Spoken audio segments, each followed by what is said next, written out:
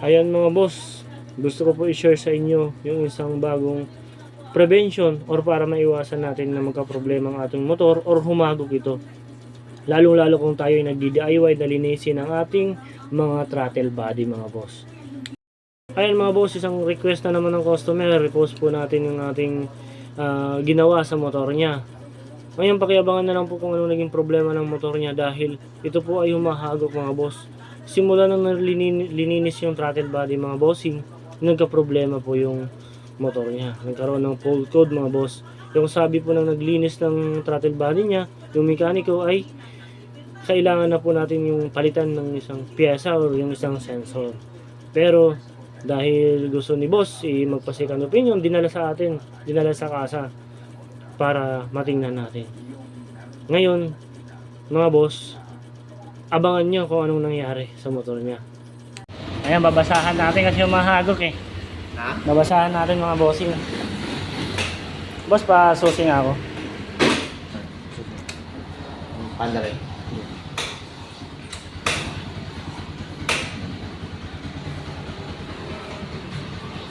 Ayan, Ilan na? mga bossing. 2, 3, 4, 5, 6, 7, 8. 8, no? Boss, medyo ano pa ganun. Kaso yun. Video ako. Naka-record yan? Ah. Yeah.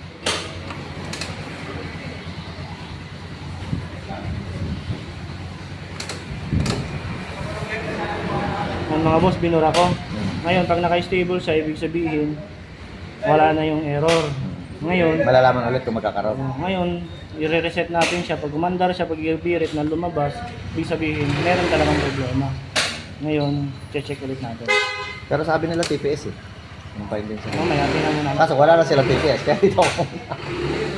Boss, pasukin mo na, boss. Sampa mo na lang. Kasya, boss.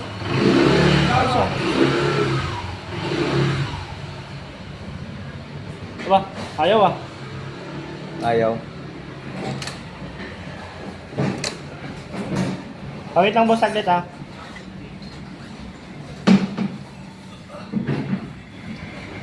Hindi nga raw kasi nila ma-reset, kaya sira yung TPS. Hindi, marireceipt yan, babalik lang.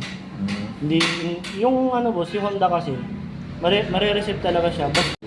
Ayan mga bossing, sabihin na yan, mahagod siya mga boss. Dahil sa mga boss, na-tsambahan na naman. Oh? Ayan. Sabi ng ibang mekaniko, sabi ni, joke na boss ha? Sabi ni Bossing, ano raw, TPS daw yung problema, pero kahit pa paano, Nagawa na paraan. na-tsambahan natin na okay na. Ngayon kanina umahagok mga boss, pero ngayon tingnan natin, bibiglayin natin. Okay naman, tingnan natin yung performance, kung ilang kilometer yung kayang iikot ng gulong ng naka-center stand.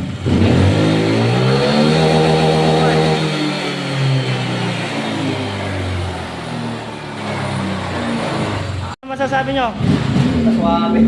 Nice. Hindi na akong gumastos. Anong sabi sa'yo ng ibang mekaniko? Anong problema? Sira yung TPS. Ayan. Ang dami ko ng dalawa na napuntahan ko. Sira TPS at wala rin malito. Ayan, kahit pa paano, na-tsambahan. Tumino. Okay, thank you.